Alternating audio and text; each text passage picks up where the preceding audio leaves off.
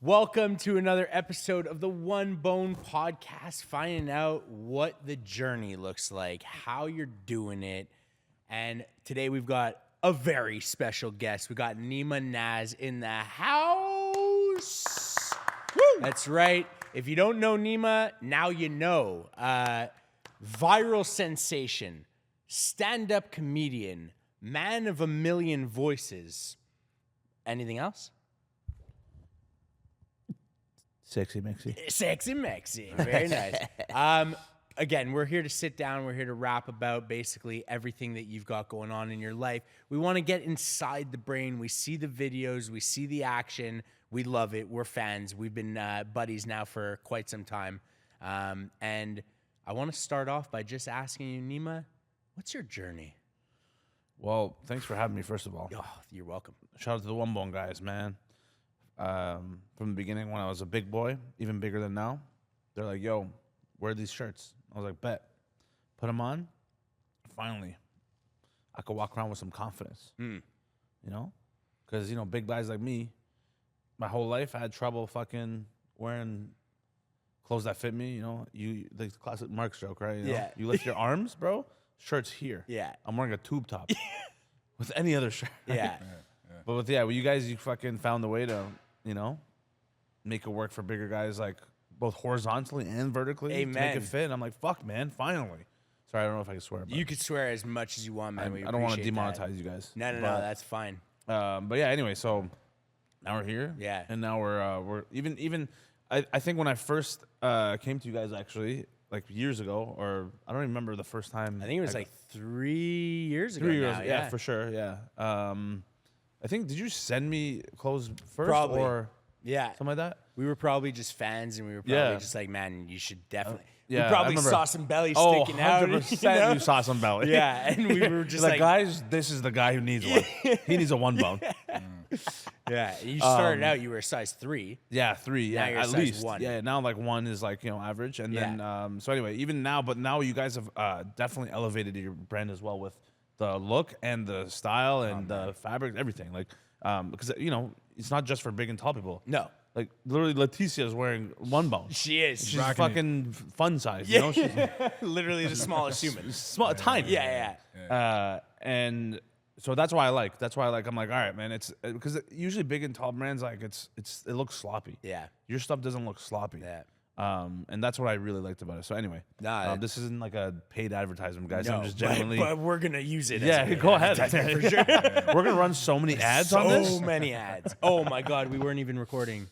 You serious? Nah, I'm not serious. That's so funny. You got me, man. Why you gotta do that, man? Yeah. Hey, let's run it back, bro. I don't give a Yeah. fuck. No, Yeah, that yeah, was go. Take honestly, we appreciate that so much. Yeah, and, yeah. and the cool thing is, we've had that opportunity to do that with so many people, regular Joes, guys who are making noise like yourself, major athletes, major artists, and a lot of guys have either ordered from us, slid into the DMs, whatever it may be, or we've had the opportunity to do that, vice versa. So yeah, I mean, just to be a small part of your journey and how you're on the come up, it's so fun for us to be watching. And obviously, major pride, first of all, from a Canadian level, and second of all, seeing you do amazing things, rocking the clothes that we're making to make people feel more comfortable and confident is really fucking cool. It's the best. That's why I love it, man. And it's funny because ever since I started to wear them, and then Mark, Mark Anthony Synagoga, Yeah. he's a fucking ambassador. Yeah, for One Bone, bro. He's the biggest beauty. Yeah, love it. Every time we're out in public and we see a big guy who doesn't wear One Bone, we're like, yo, he needs a One Bone. Yeah, of course. That guy needs a One Bone. We even went up to some guy one time. I remember. Mark was like, hey man, you ever heard of One Bone? He's like, no. He's like, You should. buddy. Mark too. He's like, buddy, come on. You gotta go. Amazing. So that's why I love it. But yeah, man, it's been a fun journey. I mean, obviously, I've been doing comedy for almost 10 years now, and honestly, yeah, like so I just started my tour. Yeah. And we got some clothes from you before I started, and like, man, the pictures that have come out and with the outfits I've been wearing on stage, it really makes a difference. And that's why I really fuck with you guys, because the outfits look good, and it looks put together and it's styled, And so that's what I'm really happy about recently is is feeling good on stage. Yeah. Because before, man, I'm doing comedy. You know, obviously you have to be confident with the material and the jokes and everything. But man, if you don't look good or feel good on stage with what you're wearing, it takes away from the performance. Of course. And that's why it sounds dumb, but it's a big part of the stage performance is like what you're wearing. Now I know that more than ever, and honestly, I feel like it elevates my performances now even more. So that's why, yeah, it just Literally feels good. the most beautiful words we can hear, and I totally get it. Again, like this whole thing started because I was on stage and telling everybody to put their hands up in the air, and my belly was showing and whatever. So I was custom making my own clothes. My partners now, who started in women's plus size clothing in the 80s. So they knew and understood that like when I was custom making my own shit, there's probably a lot of people out there that need that same solution. And here we are. And yeah, I totally understand. Because you could be as confident as possible with the material. You could be as confident as possible with the routine and the rhythm that you're supposed to go up with. But if you get on stage and you're not feeling good in what you're wearing and everybody's watching you, then boom, that could be enough to crack the situation. Yeah. And it's interesting that even as a comic, you're saying that because you could have easily leaned into like not, not looking good. not looking good, Yeah. but it's still something that's on your mind. Because it goes deeper for me. I've always been the fat guy or big guy growing up. Yeah. Like, I'm sure you've been there. Right? I don't know about you, but Nah. I used to be a I'm little sexy. Yeah. I've always been hot. being sexy. I was like 250, 260 at one point. So I kind of, I was You're there. close. Yeah, But I was I'll stop you for a You're second. pushing 20 more pounds. you could be on that. But the cool thing is, in my opinion, as we're getting older, as we're being comfortable with our body, whether it be at a 3, whether it be at a 1 or a 0 or a -1, we're becoming and we're redefining sexy. When we were kids, at least for myself, I didn't perceive myself as sexy in any way, shape, or form. I felt like I was the fat kid and I was friends with all the good looking kids or whatever, but I never looked at myself as like good looking amongst the crowd. Now, since having one bone, since wearing clothes that fit you properly, even if I was to have that as a kid, I would probably have way more confidence because I was confident anyway, even in my own skin, but you still don't feel like you're like the sexy, good-looking kid, you know? So true. Yeah. I feel like confidence leads to healthier decisions ultimately. Like the better you feel about yourself, the more you're going to, lean into that. So it kind of goes hand in hand with like having confidence on stage and like, presenting those jokes in a better manner. So Yeah. 100%. Yeah, because when I'm on stage, and I've been doing it for almost 9 years stand-up. Yeah. Pretty much up until recently, whenever I'm performing in front of all these people, in the back of my mind, no matter what, there's always that voice of like, oh man, like don't lift your arm too high when you do this joke, or don't bend over because your ass will show, which has happened plenty of times. Yeah. And so it's like that takes you away from the artistic performance. Yeah, it's a disconnect. It's a disconnect. And but now, and even my brother, because like my brother's, he's been managing me for a while now, and he's the first advocate, being like, yo, like you obviously have changed and transformed into a much better comedian because you're not even worried about are your clothes fitting while you're on stage. You can tell it's off your mind now, and you're actually just like doing what you're supposed to be doing comfortably. That's so and good. so that's a big part of it is, and like I said, it goes back for me, being the fat kid growing up, and being self-conscious about your posture, right? Your posture, you try to like hide that you're fat, but I'm like, you're not fooling anyone. Yeah. All right. Yeah, I remember when I was at a pool, because I was a big kid too. I remember I was at a pool and my stomach looked like a face, and then the kids were like, "You look like you." Was got a like t-shirt on at the pool? No, I can't do that, because that's like too 'Cause obvious. That's red flags. That's kind of sus. Yeah, That's it's like diving class. You got a t-shirt on. It's like, bro, you gotta take it off. Right. And so I remember how it felt. So it's still in the back of my mind sometimes, because like people don't really talk about body dysmorphia as like men. You know what I'm saying? That's like true. you could be in shape but still feel like a bigger kid. So Trust me. yeah. That's true, man. And it's like you walk around like trying to hide it by like I always used to like do this. Oh, of course. The And I'm like, classic. bro, like big this isn't boy doing pinch. anything, bro. It's just leaving a mark on your shirt. Like, Right? And it's like you think in your head, you're like, oh, this is like I'm hiding my fat. No one knows I'm fat. And then everyone's looking at you like, yo, who's that fat fuck? What is he doing with his shirt? The tug. And so man, that's, I don't know, we were just talking about this because of like clothes fitting, but it goes back to like the deep rooted issue of being self conscious about how you look. Yeah. And trying to hide the fat.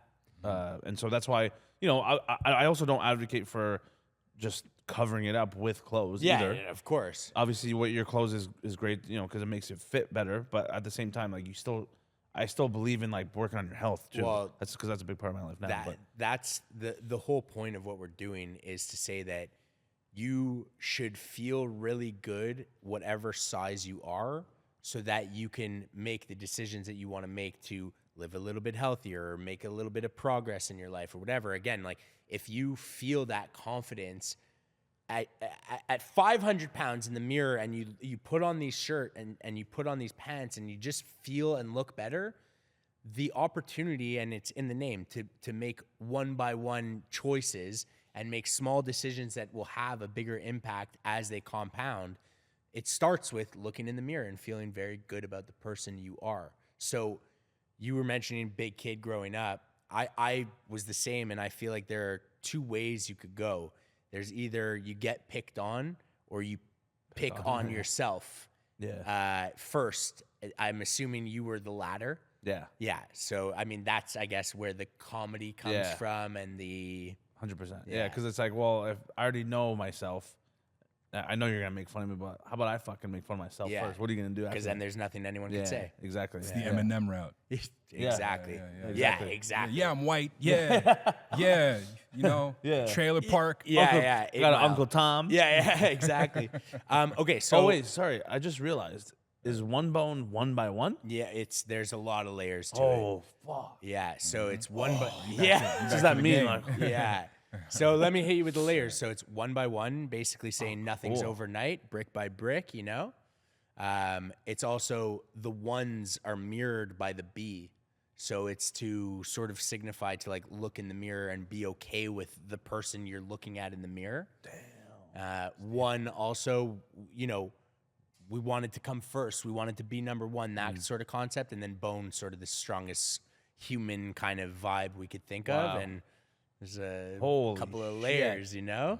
I'm blasted right now. Right? My brain is blasted. It's a lot of lore. It makes the flag, it makes the little, like, you know, this is kind of like an if you know, right? You kind of like, you guys have even been, I remember there was a story, you guys were in the mall and you were walking by and somebody was wearing one bone. Yeah. And it was literally like brotherhood, you know? Yeah, exactly. That's the whole point, is like, you know, especially if you know what the name means, it has more significance as you're bumping into the people that are rocking it as well. That's great. Yeah. It's all love when you run into someone wearing it already. Yeah. I saw this like huge security guard. He was wearing one bone. He was like triple boning. Yeah. And I was like, man, one bone? Man, we almost hugged. Yeah, man. of course. We hugged. Of course. Yeah, It's of course. definitely all touched love. PPs a little bit. Yeah. Just a little bit. It's great. It's amazing. So I want to get back to, you know, what your journey is. Obviously, stand-up comedian, many viral videos. What is the ultimate goal for Neema Naz? Where is Neema Naz in 5 years? Where is Neema Naz in 10 years? I don't know if you think about that. I don't know if that's part of the plan of the roadmap, but I'd love to know where you think you're going. Yeah, no, I definitely think about that all the time. You know, if you're not envisioning your future, you're not even going to be able to reach any milestones, in my opinion.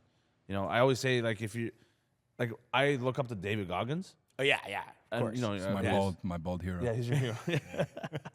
Goggins mentality. I always say, you do all those skits. yeah, I mean, like, yeah. And he actually DM'd me one time because I shared his video and I was saying how much it helped me with my mindset. And he DM'd me and I said, it's my screenshot on my phone. Because he's like, yo, like, show people how many more layers you have to your game. And I was like, fuck yeah, let's go. Yeah. I'm going to start running for 7 hours now. Amped up. Amped. Yeah. So anyway, my thing is, though, you know, I know I'm never going to be Goggins. And I'm okay with that. But if I don't even aim for Goggins, I won't even get here. You know? And so you gotta aim Goggins, become Jason Statham. All right, here's what I'm going to do. I'm going to get a job. And if I don't complete the job, then I'm going to come after you. You understand me? 10 on 10. The worker. One bone. Yeah. I'm going to wear one bone. And I'm going to look fucking good. And if you don't wear one, I'm coming after you. So It's fire. stop lifting your arms in the air and showing your belly. You understand me? Tommy. It's always a Tommy. Oh man, that's so good. Oi, I Tommy. mean, that's yeah. So okay, so we're going for Goggins. We're landing on I stage. just always my mind just goes there. Of course, of course. Yeah. So if you, I always aim high, higher than I can ever reach. Yeah. But that doesn't mean that's a bad thing. I Yeah. think it's like you have to aim higher than you can actually achieve in order to actually go up a little bit. And that's what I aim for, is to just go up a little bit each time. And so, because if you don't aim high, you're just gonna stay stagnant or plateau at the same place you are. Yeah. And what's the point of that? So yeah, that's the way I see that. In terms of 5 years from now, I'm working on some bigger projects to expand out of the content, because naturally you want to just try doing bigger and better things. You can't just I'm not gonna just do content the rest of my life. I'm an actor. I want to act in TV and movies, so I'm working on developing a TV show, some movies. We're gonna do another world tour, and obviously make content still at the same time. But yeah, man, I just want to keep doing my craft on a higher level, and that's it. I just want to do the things I love and do cool shit with people that I love too, and that's the best thing in That the world. is literally the recipe. And we were talking about it last time you were in town. We were talking about it just before we turned on the mics. But the concept of what you're doing, the concept of what One Bone is up to, really what anybody is trying to pursue, whether it be entrepreneurship or content creation or stand-up or acting or literally any industry, the only thing stopping you from achieving Goggins is if you stop. If you stop, then that's the defining factor in the recipe of the people who made it, let's say, and the people who didn't, and the people who just stopped. So Yeah. It's that's a very the simple energy. formula, man. And Alex Hormozy actually talks Yeah. about that. You know Alex Hormozy? No, I never heard of Yeah. him. He's dope, man. He's definitely highly recommend watching his stuff. But he's a very successful entrepreneur. Seemingly super successful. Very successful. Very motivational guy. Yeah, and his wife too, Layla, like super dope power couple there. He talks about the people who end up losing just quit, but the people who succeed they don't quit. It's as simple as that. Yeah. And I don't know. I just feel like there's a lot of truth behind that. I think consistency matters more than anything, and that's it. Like you never know what's gonna come. Yeah. But what you can control is how many reps you put in and like where you show up every day. Yeah. Well, and not only that, but enjoy the process. Like Yeah. if you're doing all those things just for the pot of gold at the end of the rainbow, then the authenticity won't be there. The joy and the passion won't be there. And then all of a sudden you're going to be at the end of the rainbow and you're going to be like, this pot of gold is kind of shit. Yeah. If you're enjoying all the reps that you're putting in and you're enjoying getting on the stage and bombing, and then the next night, huge laughs and et cetera, like that's all part of the recipe of like just trying to continue to progress and make it one by one, baby. That's right. You The know? movie, the movie Soul taught me that. You know what Soul? I'm saying? Yeah, if you haven't seen it. I haven't it's, seen it, but it's actually- my kids are it's about to line it up. Yeah? It's Yeah. it's an amazing movie. Like basically the Is that guy. sorry, is that a It's an Animated? animated, yeah. Yeah, it's Oh animated. right, yeah, Pixar okay, now. yeah. Do you have something against animated movies?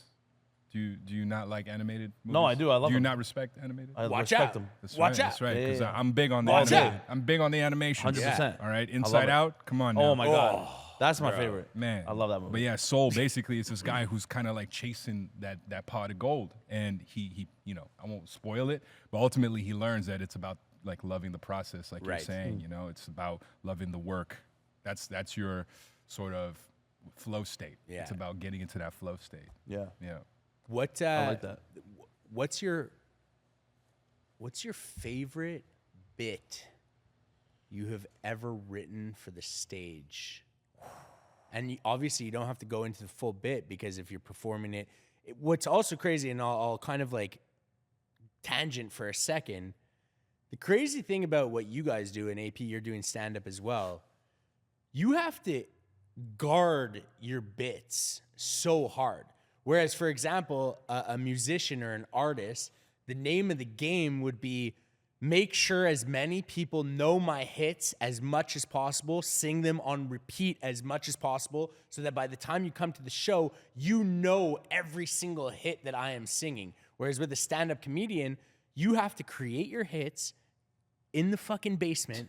You have to perfect them. You have to get so polished at them, and you have to make sure that every single audience seeing it, it's the first time they're experiencing that bit. So different. So that banger, that home run, that like the one that you had the most fun kind of creating and now performing, what is it?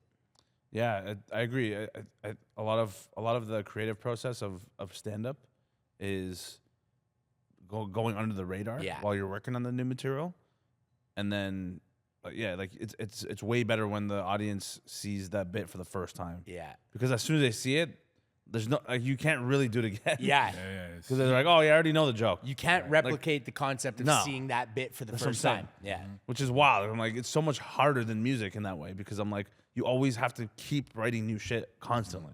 With musicians, you could like fucking, I don't know, what's a good example? Like Kiss. Bon Jovi. Or Yeah. whatever. This guy his whole career is based off one song or two songs. Yeah. And he's touring the world. I mean, also Jovi's got way more than one or two. Well, I'm just saying, like, as an example, like, like whoever has a one-hit wonder, No, you can of fucking course. live off that, Of course. for 20 years. Yeah. Even my favorite comedy albums, I only listen to once every 2 years. Yeah, of yeah. course. Like I'll watch a Chris Rock I know, stand up right. like once every 2 years. That's what I'm saying. Can't watch it once a day. No. Yeah. It's not like music where you just bump it for like 2 weeks straight. Exactly. It's not happening. It'll Yeah. drive you crazy. You're an Yeah. insane Yeah, person. yeah. If you're listening to the same bit for like 3 weeks straight. You wake up in the morning. So I was walking down the street the other day. I'm like, what the fuck? Oh man, every time, man. It just gets me such a good mood, man. Every morning, bro, this bit. Shit. Just jogging to Jogging to a stand-up bit. It's a good concept. It's a good concept. By the way, I never sit like this, but it feels right. Honestly, I've been sitting more like that. I've been doing yoga every nice. single day.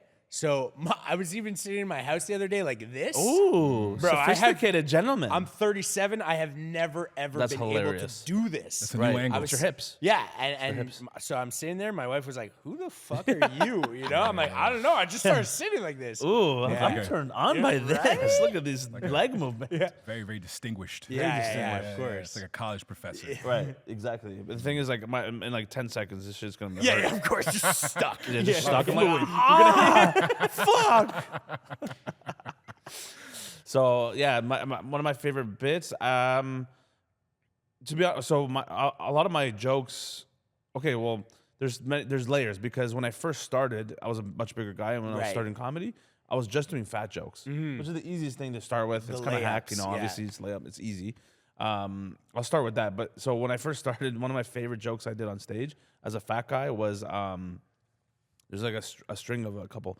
I was like, so I have a lot on my plate these days. Can you tell?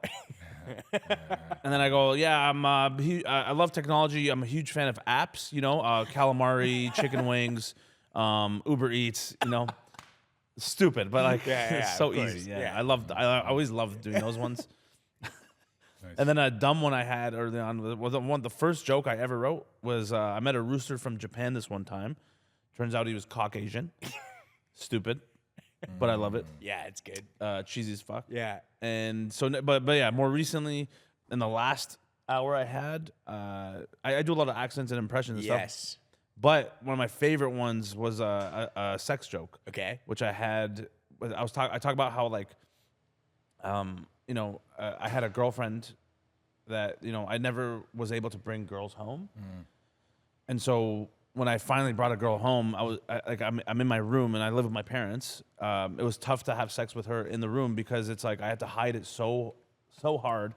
And when you're trying to be quiet and you're like breathing heavily because you're just like waiting for someone to like walk in or like walk by. You're like,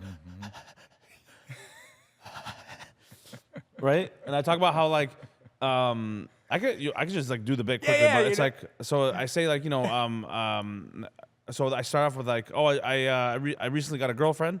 People clap, and I'm like, well, we broke up 18 months ago, but still, nonetheless, still had one. And then I go, it was weird because when the first time we had sex, she was like, oh, babe, I love your body. And I was like, who, me? Like, the fuck? Like, I was like, the last time someone told me that was my high school wrestling coach.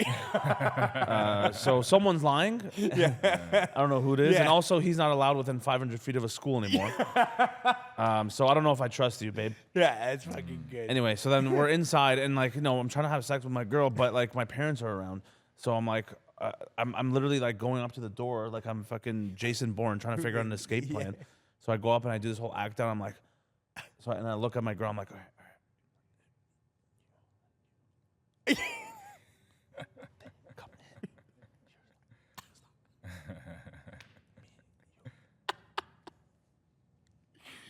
in. It's like fucking Navy SEALs, just like. Get my six. Yeah, exactly. Get my six. Because you know when you're alone with your girl or with your partner, right? Like you can do whatever you want. You can say what you want. You can do what you want. You can speak a different language. Who cares? No one's there to judge you, right? Like the first time me and my girl got a hotel room, I was like, yeah, let's go. Like I'm finally like freedom, right? And then we started going at it like a bunch of freaks, right? And then I do act out. I'm like, oh yeah, fuck, oh yeah, fuck, Gary right there, yeah, yeah. And then whatever else she was saying, yeah. And I go, oh, I started speaking Japanese. But when you're at home and you're trying to have sex with your family around, it's like hiding from a serial killer. Yeah, oh yeah. You know, going up to the door, right, doing that thing, and then all of a sudden, you know, I do a whole act out. I'm like, you know, you're trying to like set up your, yeah. And then I go up and I'm from behind, and I'm like,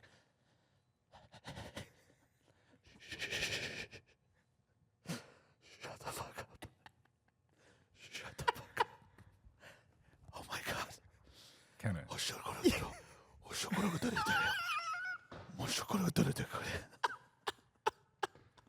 And then yeah, so that's pretty much like the bit. It's a good bit. It's a good bit. And that was like the best bit of my set at the time too, when I was touring with it. But Hell yeah. I don't know, I think it's relatable. It's super relatable. Of course. It kind of adds to the aphrodisiac a little bit. Yeah. Yeah, well, you know, it's like you've probably been in a situation where you're like secretly making out with someone or whatever, or you're trying to hide from kids. Yeah. You're trying to like have some intimacy. Nice. Right? It's yeah. like It's a quick, like just shut the fuck up. But lock the doors. yeah. Like I remember it was going down, and I was going to lock the doors, and my wife was like, "Why are you going to lock the?" I was like, "Well, I'd rather our kid comes and like has to knock on a door than boom, see me." Of course, you of know, course. do Yeah. the Trauma. thing. Yeah, That's yeah. trauma, I'm bro. trying to avoid all the trauma. you Good, know? as you should. Yeah, Yeah. of course. So now the concept of writing that bit. Obviously, this is coming from real life experience. There's things that are happening.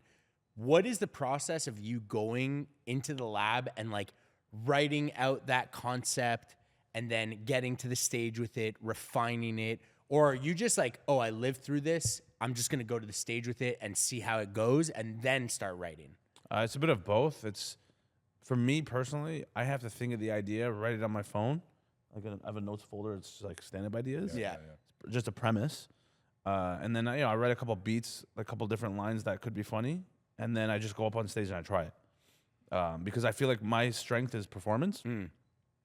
And when I'm in the moment and I'm acting on stage, or like, you know, I'm using my body and my facial expressions or whatever, I'm just being myself. That's when my true funny comes out. Right. Not with like just pure writing before, Yeah. rehearsing it, and then just doing it on stage. Got you. I need a little bit of room to improvise or play with it a little bit. So yeah, it's a mix of both. But then after a while of working on a bit, you know, you've done it on stage a few times, and then you find the writing in the moment. Right. You almost write on stage. And then I go back and then I write the lines I came up with on stage. I write those down. And then now it's like more fully written. And then that's it. I just kind of continue and do that each time. Are you watching your game tape? Yeah, all the time. Are you performing the bits out loud sometimes before you hit the stage, like in your house or whatever? Like Yeah, shower. for sure. Yeah. 100%. Or like in my head when I'm Right. driving. Right. I'm like trying to like do different delivery. Yeah. But it's just constantly on your mind, you know? Of course. So yeah, it's definitely that. So crazy. How did you know you were ready for an hour? Like when you had enough material?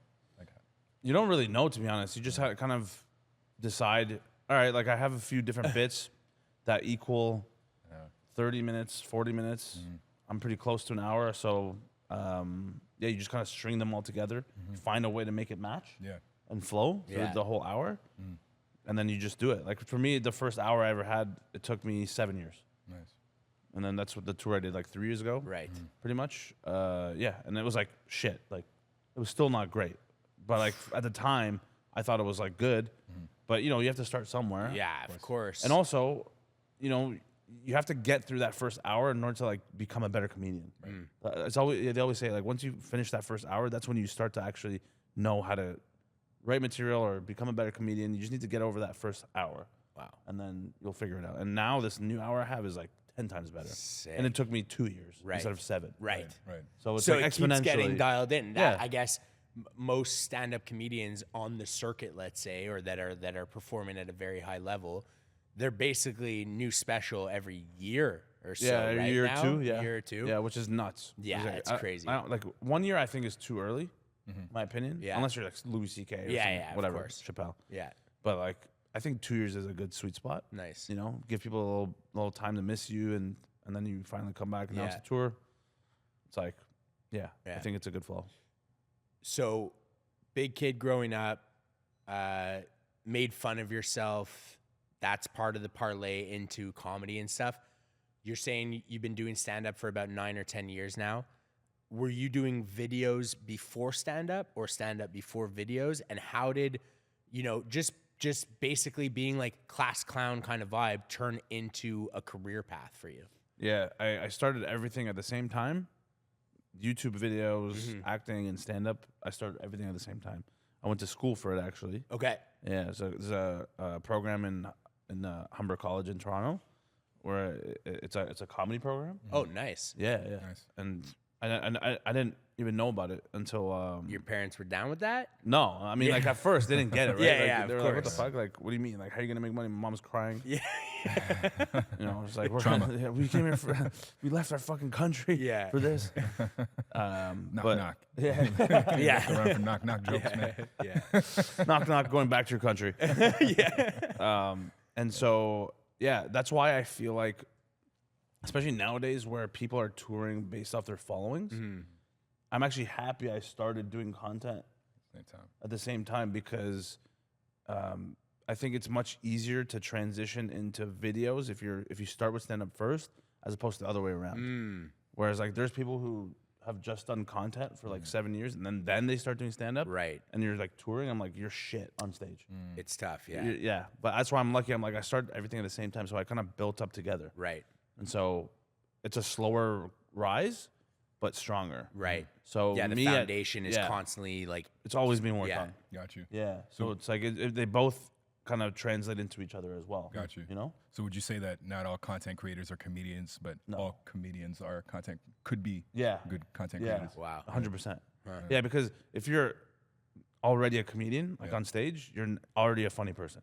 Right. So now it's just about like how you translate that to camera, Right. which is much easier in my opinion. Right. As opposed to like you're funny on camera. There's plenty of examples of people who are funny on camera.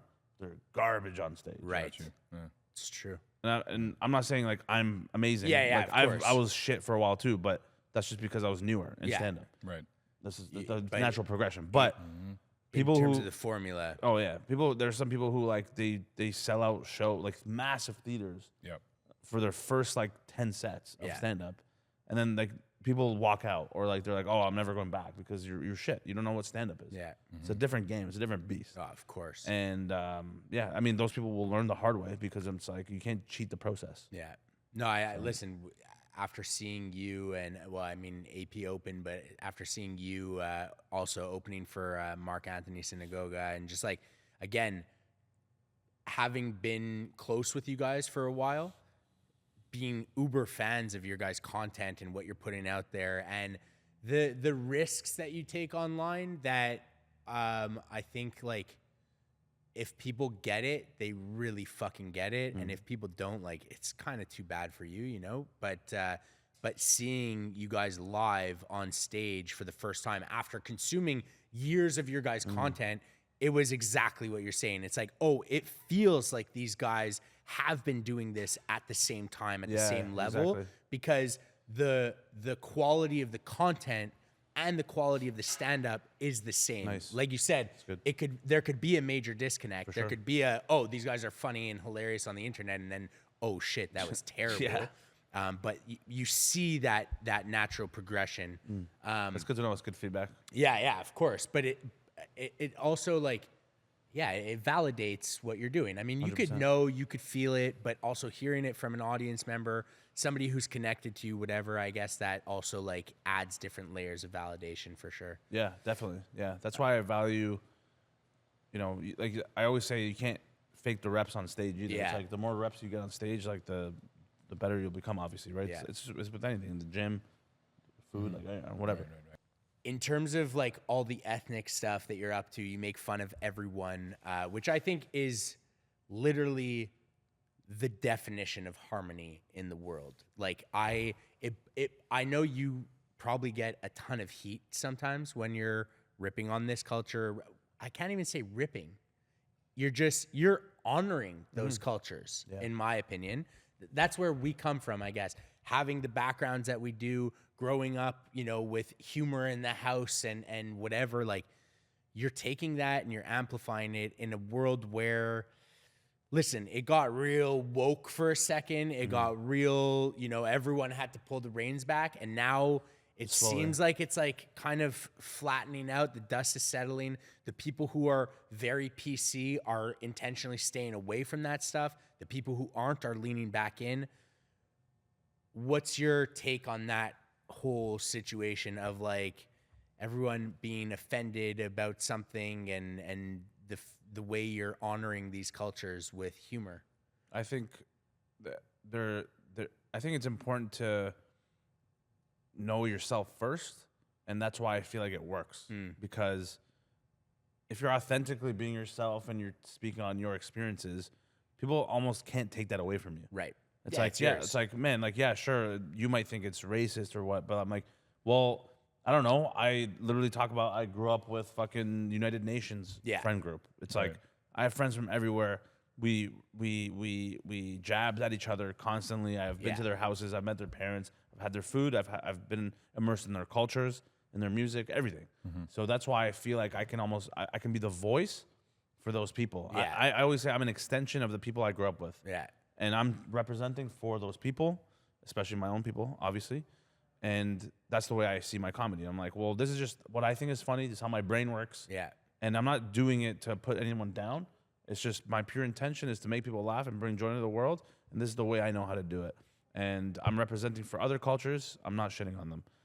Some people might see it that way, but I'm like, well, what I say to those people, I'm like, get cultured. It's not my problem. Yeah, of course. This is exactly how it is. And when I make fun of or make jokes of different cultures, like they know, like they themselves love it. Of They're course. like, oh man, how does this guy know about jollof rice? Nigeria. How does this guy know about fucking adobo like Filipinos? You know what I'm saying? So I'm like, yeah, because I did my research. I hung around with these people. I take notes. I observe, and I come from a place of genuine love for just being goofy and making people laugh. Yeah. And so. When people come at me with saying it's like you're racist, people have posted my videos on their stories saying like, "Oh, this is racist. You shouldn't. The white guy shouldn't do this." I'm like, first of all, I'm not even white. So you racist. You know what I'm saying? Sure. Post their post of you being racist. Yeah, exactly. Inception of racism. Exactly. It's true. I'm like, all right, cool, man. Like, good for you. But at the same time, when I see those things now, I'm like, I understand. They don't have the context I have. And that's why they're saying these things. Yeah. Right. I know my intentions. I know my context more than anyone else. Of course. And I know I'm not racist, and I'm not trying to do that.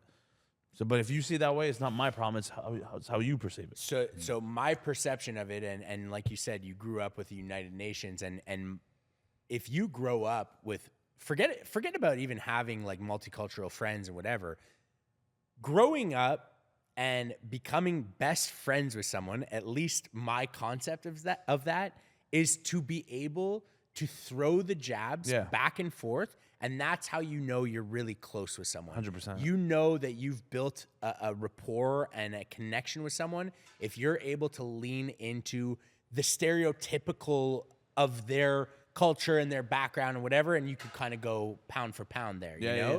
Yeah. And now, to me, it's just the amplification of that. And if you didn't understand that growing up, or if you're here now and you're questioning it, then again, it's like, okay, well, just watch it, pretend like you liked it, or don't even like it, and just kind of go this way, you know? Like, I think it's a beautiful thing. I think you are the personification of multicultural harmony. I appreciate if that. if we can't get to that level, Yeah.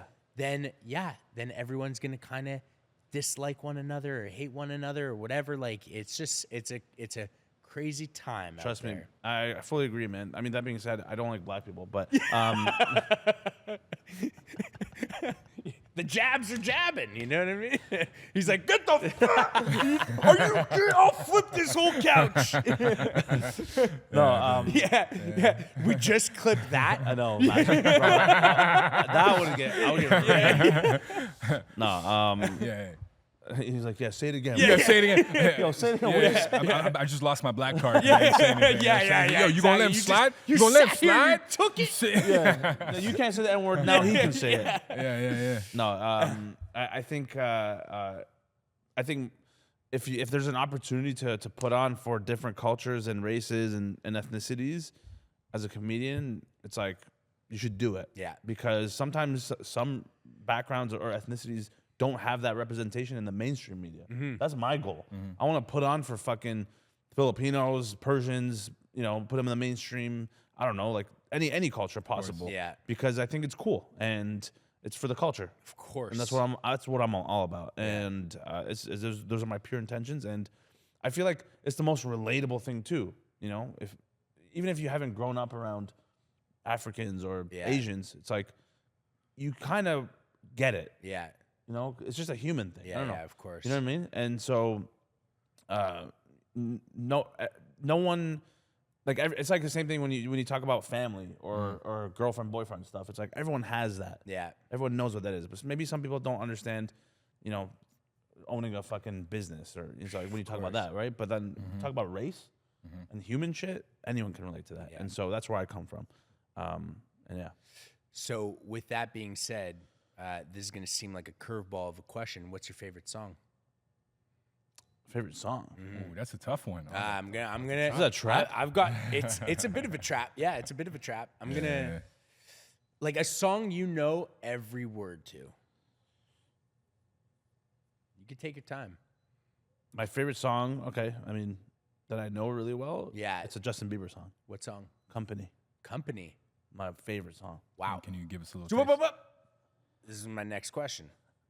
Hey, did you just interrupt? Yeah, I POC? did. You know Yeah, what? I You know did. what? The I did. person of color. I did. DEI hire, Oh you know yeah, what I'm saying? that's Hey, true. man. Actually. Yeah. You know what I Can we mean? clip Like, this? Yeah. you know, Bigot. So the reason why I cut you One off. bone, one bone owner bigot. Yeah. Cuts off. One bigot. Yeah. Neema Naz. I don't like. So Company Yeah. by Justin Bieber. If I'm not mistaken, I think that was even written by Ed Sheeran, perhaps. Maybe. Yeah. Anyway, you are a man of a million voices. Yeah. So I'm gonna put you to the test. Ooh. You said Company like the back of your hand. I mean, I didn't say back of my hand, Do you know? but I know it. Okay. So. Must be not know any of it. Yeah. In your lexicon of voices, Lexicon. in your lexicon of impressions, give us some bars, and each bar or two, you gotta switch the impression. Okay. Yeah. Can I have the lyrics just in case? Oh, absolutely. I'll put Because sometimes them on. I might forget 100%. it if I'm trying to do two things at I don't once. know if I ever heard this song in my life. Yeah. Yeah. You want a great yeah, song. I mean, and you probably don't want to play it because you don't want to get fucking. Yeah. No, we don't want Copyright to. issues. No, we're just gonna Genius. use the acapella from Yeah. you know. It'll just be easier if I have the lyrics anyway. Oh, 100%. Here, Like I know the song itself and like I know how to like sing it, but I got you. Load it up. all right. All ready? I'm ready. You ever done something like this? I think so. Oh, nice. Maybe I don't know. Okay. I thought I was being hella original, but here we are. All right. You wanna actually say an accent or something or impression, and then I'll just as I'm doing it. Now you're putting me on the spot. Well, I don't know. Whatever comes to mind. Let's go Jamaican first. Jamaican. Yeah, Jesus yeah, Christ. yeah. All Lord right. of mercy. Lord have mercy. Lord Jesus. 6 bomba clap pussy dead dog egg. That's the first line to the song? No. Me can't support you no more, Steven. You know that meme? No. Yeah. He's like, no. How many egg you fry? 6. 6 pussy bomba clap pussy clap rod dead dog egg. 6 pussy bomba clap egg. You know how many egg you can feed, Steven? Oh, whole dinner. Oh my god. You really are from Toronto, man. Me can't support you no more, Steven. Me can't support you. All right. All right. So listen up, pussy gal. Can we keep each other company? You bomba cry you. It's terrible. Yeah. So you just switch them up. You switch them up. Maybe we can be each other. Good. Be each other's company. Eh? Or company. Pussy one. All right, another one? Yeah. Southern American. Each bar. right. Bar. Southern American. Let's end each other's lonely nights. Be each other's paradise. Need a picture for my frame. Someone to share my reign. Tell me what you want to drink. I'll tell you what I got in mind. Oh, I don't even know your name. But I feel like that's gonna change. Filipino. You ain't gonna be my lover for you to call me baby. Never been about no pressure. Ain't that serious? Super Canadian. Can we keep each other company, bud? It's just Maybe we can be each other's fucking company. Korean. Oh, company. Company. Oh, it ain't about the complication. I'm all about the elevation. We can keep it going up. Oh, don't miss out on us. Just want to have a conversation. Australia. Forget about the obligations. Maybe we can stay in touch, or that ain't doing too much, mate. Fucking, I can't. Hawaiian? Hawaiian? I don't know Hawaiian. No? No. You don't have that move? No, I don't think How so. about Moroccan? Moroccan? got I that don't know. I move? don't know Moroccan. Brazil. French. All right, I'll do that. French. Yeah.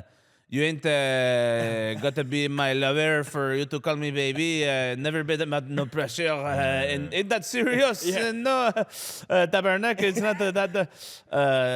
Brazilian. Brazilian. Can we keep each other company? Maybe we can be each other's company. Fish around company. Let's bring it home, Jason Statham. I need Persian. Yeah. Can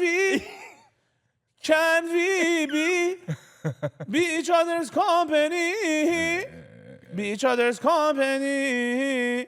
Just be each other's company, idiot, stupid guy. Be each other's company. And then Jason Statham to lock it off. Bring him home. Yeah, English. Oi, Tommy.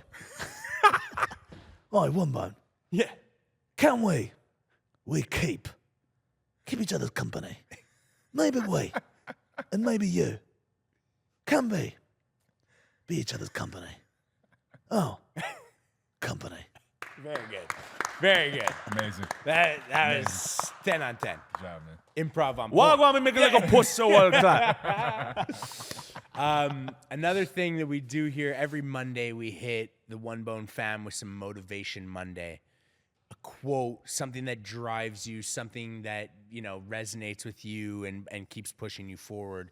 Hit the people with it. I'll just be all over the place, but Yeah, of course. be so good people can't ignore you. Get so undeniably amazing at your craft that it would be stupid for people not to work with you. Make them feel dumb for not working with you. Yeah. If you want to make an impression on life, then you need to do what is your passion. Eh? If you are not passionate, you are ruined. Eh? If you're not eating the good food, you are not taking care of your health. Need that jollof rice. You need to have a fufu and some jollof rice. Eh? Otherwise, what is this nonsense? Man, that's beautiful. Listen, this was a fucking vibe, if you ask me. Pure vibes. Yeah, pure I love vibes, vibe. bro. It's giving It's giving period slay, bitch. Yeah. Yeah, honestly, like if you're just not like happy in life, and like what's the point? You know? Yeah. I just think like if you really want some fucking wine, then you should drink it. Bitch. Yeah. You know? Honestly, like I don't even need men because men are just like I don't know. I feel like I'm with my girlies, and I'm just like so happy. I now realize that your girly and your Gary V is very close. I thought you were gonna tell me to eat some fucking blueberries to make some content. You know, like Bro, like if you're not fucking doing shit that you want to do, like, my man, like, bro, like, if you're not fucking pumping shit out, you're fucked. Yeah. Okay? Like, fuck your parents. They don't know shit. Okay? You want to fucking do one bone? Like, fucking do it. Fuck. love it. Podcast? We're just making podcasts Yeah. here. Just gonna make content? Moments of validation. We had spoken about it. We spoke about, me being in the crowd, me telling you X, Y, and Z. Okay, that's maybe a version of validation. In the come up of the Neema Naz story, I could even think of a few points of validation that stand out. What are like the top 3 moments that like something struck, something happened, whatever, that you were like, yeah, I'm up to something? I'd say the first one was when I was doing impressions of Gary Vee, funny enough. And I kept going at it for like 2 years before he noticed. And then finally, when I got so good at it and it started to blow up, when he liked the first video and then commented and then followed me, DM'd me, those things started to happen. And then he invited me out to VCon, his NFT conference. And I performed on stage. I opened for him in front of 4,000 people as him. Nice. And I met all these fucking celebrities and cool people and like, high quality people, high value people. I was like, oh shit, like this is real. And I also found out he said he was watching me for 2 years before he engaged. Oh, wow. Yeah, because he was like, I wanted to see if you'd still keep going and you'd still hustle. And I was like, oh, that was the biggest lesson I took right there. I was like, oh, okay. So that means the other people are probably the same. It's like, so now impressions of Alex Hormozy. Took me a year. He reached out, followed me. He said he loves my stuff. Same thing. Fucking David Goggins. Same thing. Yeah. I did a couple videos. So your videos, listen, it inspires me. You're inspiring me. I watched this with broken shins. All right. Stay hard. I don't even have eyes. I envision your videos and I fucking love it. I just ran 3,700 miles. What did you fucking do? And so, like I did that. He reposted my video on his page, blew up. Yeah. It's like, constant examples like that made me a believer in content, but also in sticking to it and staying consistent and not giving up because you just never know what can happen. It just it kept happening with different people, different impressions. And then my favorite was when Russell Peters, which is my favorite comedian of all time, and I grew up on Russell Peters. He's my inspiration. Yeah. He and his brother, who also manages him, I found out that they're big fans of my videos. And from there, I was like, oh, well, that's crazy. They invited me and my brother to go to his show in Ottawa a few years ago. And I was under the impression that I was just going there to meet him and to watch the show, which is already great. And then we get to the venue, and it's in an arena. We're backstage. 10 minutes before showtime, Clayton, which is his brother's name, goes up to my brother and is like, hey, does Neema have 10 minutes? And then at the time, I was actually working on my first tour. I was about to go on tour. So I had an hour. And then my brother comes up to me. He's like, yo, like, come for a second. I was like, what? And he's like, yo, he's asking if you want to go up and do 10 minutes to open. I was like, what the fuck? Like, are you insane? Like, and then I'm panicking, but of course I'm like, yeah, for sure. Yeah. But I'm like, oh shit, what 10 minutes should I do? But in that moment, I was like, oh, this is exactly what I'm doing this for. Is like, you just never know, right? But if you're prepared, stay ready. Stay ready. Because when your name's called, you better fucking go out and kill it. And that day, like 10 minutes before showtime happened, I went on stage, and it was like the most exhilarating feeling of my life. Going up on a stage in front of 10,000 people at the time in Ottawa, and I just best set of my life, 10 minutes of fire. And I came off stage, immediately bawled my eyes out because I was like, wow, like I can't believe I believed in myself at the time 8 years ago. I dropped out of school. My parents didn't know what I was doing. I worked my ass off. And I finally get to this point now where I'm opening for my comedic idol, and I actually crush it in front of him. And then I had all those emotions came out at once. It was like the years of like, is this worth it? And then yeah, man, I remember just bawling my eyes out. I have a video of it somewhere. Are you crying? Yeah, my friend Cyrus, who was working with me at the time, documenting. Send it to us for the clip. For the clip. This is the main video of from a promo. The thumbnail, yeah. The hook at the beginning is just Comedian Neema passed by. And so the clip is just I hate whoa. And you cut me off. Exactly. And so, that was one of the main moments as well for stand-up. I was like, oh, shit, like, this is made for me. I am in the right path. And then ever since then, man, I opened for him again in the hometown in Toronto in front of 16,000 people at Scotiabank Arena. Nice. Huge milestone for my career. And to this day, people come to my shows because of that show. So that shows you how much of an impact someone like Russell Peters has. So shout out to him. And then after that, it was just a string of events, man. It was like open for Theo Von, Howie Mandel, fucking Maz Jobrani, like, you know, big comedians in the world and people I look up to every day. And I'm like, well, this all happened. It started off because of believing myself first, but also proactively doing something about it, making content and putting yourself out there for the world to see. And look at what happens. It's like, I'm not special. I just worked hard. And I just took more shots. I just took more shots. I kept going with the reps. That's it. There's funnier people out there than me. There's more talented people than me. But I fucking stuck, just kept going. So and I still am.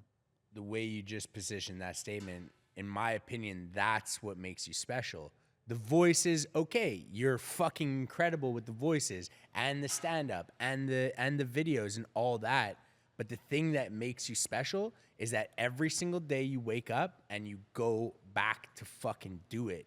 That is the recipe. That is the thing that makes you special, you know? So Appreciate that. fucking props to you, my guy. Are you exhausted? Not like, like I'm tired, but it's rewarding. Yeah. It's worth the effort. Yeah. You know, there's moments where actually I think that you can burn out. Yeah. If you're not taking care of your health, there's a whole other thing. Yeah. Is if you're not balancing your health and your relationships and things like that, I feel like that's when you can burn out. Yeah. If you're going too hard and you're neglecting other things. Yeah. But if you're also focusing on the important things like that and you're going hard at the same time, it's a perfect formula. Right. You'll be tired, but like, who cares? Like, I'm doing what I love. Yeah, of course. What am I going to complain about? Of course. At least I don't have to work in a factory for Yeah. 10 hours folding shirts or whatever. Shout it out is. to all the factory workers out there, by the way. Yeah, no, seriously. Just doing your thing. I would never. At least I know. Yeah, No, bro, no, I'd yeah. be fucking Yeah, bawling yeah. my eyes out daily. Of course. Like, I'd be miserable. Yeah. And I hope more people can believe in themselves enough to take a risk to do what they want to do in life, because it's just like, it's the most liberating feeling. Yeah. Bro, real talk, man. I used to work security, man, and just be watching stand-up routines and all that stuff and working on it. And I'm like, people just see me as a security guard at the time, but they don't know like how much potential there is necessarily. Yeah. And then when you start believing in yourself, I got to open for like someone like you. You know what I'm saying? Yeah. It's crazy, that's, man. Yeah, that's wild to hear, to hype. be honest. But Yeah. it's like, you know, well, my brother, it's funny you said that, because my brother made a comment. He's like, you realize that the bigger you get, people are going to use opening for you as a credit. Oh, of course. Which is like wild to me, because like I don't see myself like that yet. But it's true. Like, eventually you become the Russell Peters. Yeah. And that's what I want. It's like it's a cycle. Right. You know? That's So I appreciate that. Yeah. that is the beauty and the nature of growing, whether it be as an entertainer, as an entrepreneur, as a big brand, as a whatever. Like, the more you grow, the more clout you hold, let's say, the more that opportunity presents itself to put your hand down and reach and pull that person up. You know, what Gary Vee did for you. I mean, Drake also. right, yeah. that must be a point of validation. I mean, fuck yeah, that more than anything, actually. That's, I mean, how did I forget about that? Yeah. It's just like, it's so surreal. It's like, how do you know? It was just wild, because getting validation from someone like that, you know, it's real. Ooh. And not that I needed it, really. It's like, you know, I was, no, whether anything happens to me, course. I will still go anyway. But man, something like that is like solidified. It's Yeah. like, oh, okay, like, this is all fucking worth it for this. So, you How know, did it's, that transpire? Well, he was doing a giveaway, live, a prize giveaway for a live stream in the end of the year, and Yeah. I saw it and I was like, oh, Toronto artist. I'm a Toronto artist. And I just like, my brother and I, we sent an email about like why the money would help, which it really would. Yeah. And then we just watched the live stream and we're just waiting. Yeah. And then fucking 1:30 in the morning pops around and he's like, all right, so now the 100K USD for a Toronto artist. And he pulled out, he's like, whatever the email was said. And I was like, he started reading it. I'm like, oh shit, that's our email. And he's like, oh, and he was reading and he's like, oh, Neema. And then I was like, oh shit, like he knows who I am. Right. Well, but I think he followed me actually last year already. And you know when I found when he followed me actually, it was in Montreal. Oh, really? Yeah, I was doing a show in Montreal. Did you trip? I was in the back room ready to go on stage. 5 minutes Yeah. before I went on stage, and my brother walks in and he's like, "Yo, you never believe who followed you." I was like, "Who?" Like we always do that. Like Yeah. who? Like fucking Yeah. some random Of person. course. Like that's like And he's like, "Go look." And I look. It says Champagne Pappy followed you, and I'm like, "So what the fuck?" Yeah. Yeah. And so that was crazy to me. I'm like, "This is the beauty of the internet. Yeah. This is the reason so for the internet. crazy. It's like no. In what world can this be possible? So that when the Drake thing actually happened with the money and like he's talking about maybe filming something with me, which we're gonna be working on. Oh, sick. Nice. That was the moment, the first time in my life where I was like, oh man, because artists, musicians, actors, you have imposter syndrome. Oh, yeah, for sure. I've had that in my career too. This was one of those the first times I was like, nah, man, I fucking deserve this shit. Right. And yeah, Nice. it's like at some point you gotta fucking believe it, Yeah. 100%, all That's in. fucking And amazing. Artists respecting artists, even at the top level, they're tapped in. especially Drake. Yeah. Drake is tapped. The Yeah. fucking, he's the goat. Faucet. Yeah. Oh man, you don't understand. He's got his eyes everywhere, his hands on everything. Yeah, he's And again, it just comes back to what you were saying. If you show up on the internet every single day, multiple times a day, it just amplifies the opportunity for that big validating moment or the person with clout to help bring you up and help maybe monetize the experience even more, help build the audience even more. It's honestly seeing things like that happen, and again, happening to people that we know, and it's just so exciting. And again, like all the validation that you receive comes from, again, your skills and your talent, but that's put aside because, like you said, or like I said, the thing that makes you special is that you keep going to the plate, and it doesn't matter how many times you're missing, you're going and taking another at bat every single time. simple. It's so sick. And the thing that is a cherry on top is that from what I realized is even the biggest musicians in the world need to laugh. So for comedy, I'm like, oh, like that's true. Drake needs to laugh. Well, not only that, you're on tour, it. They're on the tour bus, they're on the plane, they're on the whatever. They're scrolling. killing time. They're just scrolling. they're just trying human. to They're find human. something. Yeah, exactly. Yeah. They're killing time just like any of us. Exactly. Yeah. So that's the Lil Wayne's not human. He's a Martian. though. yeah, that's true. Yeah. shout out. Also the GOAT. So the world tour, it's a U.S. tour. It's a world tour right now that you're on. No, or? well, right now we have just Canada going on, but U.S. is also announced. Okay. And there's a bunch in the fall. Okay. We're announcing Europe next week. Wow. And that's a whole month. And then we're also confirming Australia and Middle East for the end of the year too. Man, congrats on everything. Again, like the fact that we're a little part of the Neema Naz story as the come up is happening is so exceptional for us. We have major friend pride, like we're watching so many talented people continue to grow. And the cool thing is that we're doing the same, we're growing at the same time as people. And sometimes it goes a little bit like this and sometimes it goes a little bit like that. And we have people that, have been competing for the Olympics or like crazy things. And whether that path continues to go up or whether it changes and evolves and the portrait of success changes, our pledge to these people that are doing cool shit is like, we're not getting your back because you're doing cool shit. We're getting your back because we want you to just look and feel comfortable. And it doesn't matter if you're somebody with 700 followers or 7 million or whatever it might be. the concept is that everyone should look and feel good no matter what they're doing. So for us to be a little part of this recipe as you're on the come up, and then if you take your knock down and if you get back up, we're just excited to be along for the ride. So thank you for allowing us that opportunity, and just excited to see how it all grows for you, man. Appreciate that, man. It's very nice. Yeah. Thank you, guys. Amazing. Woo! Appreciate you, man. That's it. Shout out One Bone, baby. We out We're here. not. All right, go. I'll be alone with the. We out here. Yeah. I mean, if you're watching this, you know that if you're watching this, you know Neema Naz on all socials, right? At Neema Naz. Where can they get tickets for the shows? I guess just link my in bio kind of thing. NeemaNaz.com. Oh, boom. NeemaNaz.com. Search my name, you'll find it. Amazing. You know the drill. One Bone brand on all socials. OneBone.com for all of your better fitting style for everybody needs. And most importantly, own your fit. Peace.